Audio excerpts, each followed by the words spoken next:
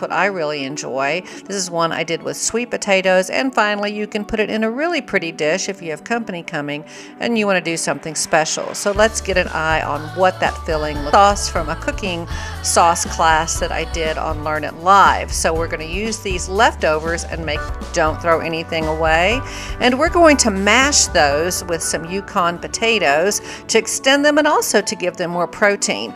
Once you mash potatoes and beans together, you may not go back of choice because you know that makes it Spanish.